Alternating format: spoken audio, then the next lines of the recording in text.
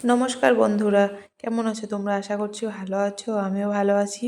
তো আজকে একটা রেসিপি দেখাচ্ছি তোমাদের সঙ্গে। বানালাম অনেক দিন পরে মাছের মুড়ি ঘন্ট। দেখতে মনে হচ্ছে না এটা বিরিয়ানি? হ্যাঁ, বিরিয়ানির মতোই, কিন্তু খেতে কিন্তু খুব ভালো হয়েছিল। আর এটা বানাবো আমি মাছের মাথা আর এই গোবিন্দভোগ চাল দিয়ে। আর এই চালটা না ঘরের চাল, মানে একটু চাল নিয়েছি, অল্প একটু চাল। আর এই তো এত বড় একটা মাছের মাথা ছিল, সেটা দিয়ে আজকে ভাবছি মুড়িঘণ্ট রান্না করব। হ্যাঁ, একেবারে খেতে বিরিয়ানির মতোই বলতে।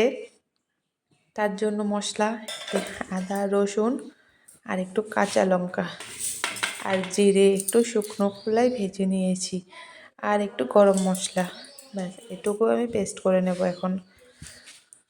তারপরে মাছের মাথাটা ভাজতে হবে, তার জন্য হলুদ আর নুন এ দুটো ভালো করে হলুদ দিয়ে মাখিয়ে নিতে হবে। মাখিয়ে তারপরে ভাজতে হবে মাছের মাথা।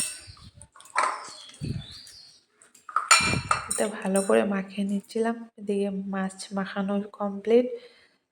কড়াতে দিয়ে দিচ্ছি তেল, আর এটা সাদা তেলে রান্না করবো ভাবছিলাম আমি। তো তেলটা ভালো মতো গরম হয়ে গেছে, আর এখন মাছের মাথাটা ভেজে নেবো। আজকে না মাছটা অর্ধেক মাছ এনেছিল, গোটা মাছটা আনেনি, তাই তো মাছের মাথাটাও অর্ধেকই হয়েছে, অর্ধেক মাথাটা আনছে। তো মাছের মাথাটা না ভালো করে চেপে চেপে ভেজে নেবো, কারণ মাছের মাথাটা অনেক বড়, তো তাই ভেতরে কাঁচা থাকতে পারে, তাই চেপে চেপে ভেজে নিলাম মাছের মাথাটা। মাছের মাথা ভাজা হয়ে গেছে।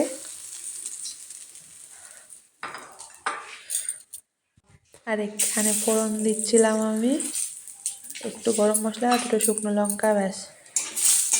গরম মশলা বলতে এখানে শুধু এলাচ দিয়েছি, আর কিছু না। তারপরে দিয়ে দিচ্ছি চাল। হ্যাঁ, এখানে না আর একটু তেল দিলে ভালো হতো, ব্যাস। এখন তো একটু আমি তেল মশলা কম খাই, তার জন্য একটু তেলটা কম দিয়েই রান্না করেছি। আর বেশি তেল মশলা খাওয়াটাও ঠিক না, তাই ভাবলাম একটু কম তেলে রান্না করি, তার জন্য তো তেলটা কম দিয়েছি। আর এখানে দেখো না, তেল দিয়ে মানে ভেজে নিচ্ছিলাম চালটা।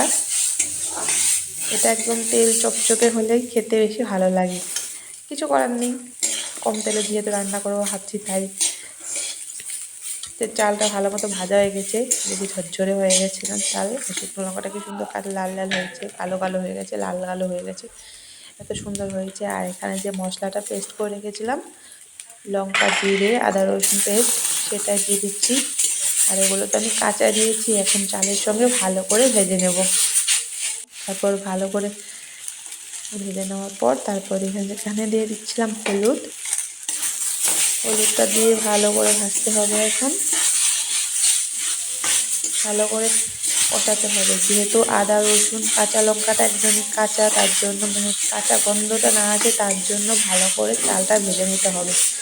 একদম ভালো করে কষা কষা করে ভাজা হয়ে গেছে, একদম শুকনো শুকনো হয়ে গেছে না। তারপর দিয়ে দিলাম নুন। নুনটা দিয়ে মাছের মাথাটা দিয়ে এখন মাছের মাথা দিয়ে ভালো করে ভাজতে হবে। মাছের মাথা এমনিতেও ভাজা হয়েই গেছে, ভালো মতো ভাজা হওয়ার পরে এখন একটু হালকা ভেজে নেব।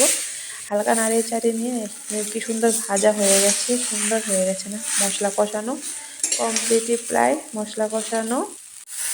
দিয়ে দিচ্ছি জল পরিমাণ মতো, যেন একদম ভাতটা নরম না হয়ে যায়। হ্যাঁ, এই ভাতটা আরও ভাতের মতোই খেতে হবে না, কিন্তু যাতে ভাতটা নরম না হয়ে যায় সেই আন্দাজ মতোই জলটা দিতে হবে। হ্যাঁ, জলটা কিন্তু আন্দাজ মতো ভালো মতো দিতে হবে।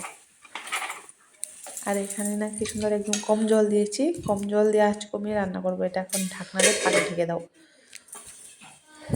ঢাকনা শেষ, রান্না কমপ্লিট। ঢাকনা দেওয়া, জলটা শুকিয়ে এসছে প্রায়। আর মাছের মাথাটা একদম খুব সুন্দর করে ভেঙে দিয়েছি, ভাঙা ভাঙা করে। মাছের মাথাগুলো একদম ভেঙে গেছে। মাছের মাথাটা না ভাঙলে, মাছের তেলটা না বেরোলে খেতে ভালোও লাগবে না, তাই মাছের মাথাটা একদমই ভেঙে দিয়েছি।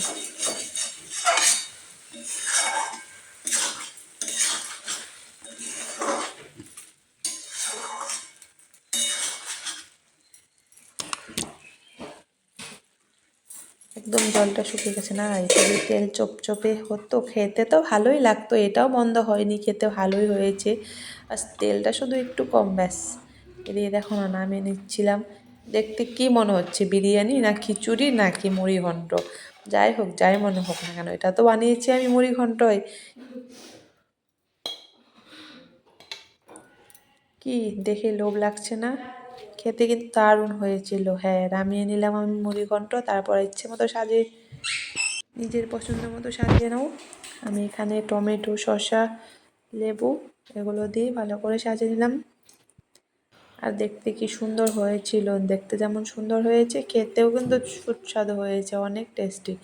যাই হোক, তোমরাও একবার পারলে ট্রাই করবে। ভালো থাকবে সবাই, টাটা।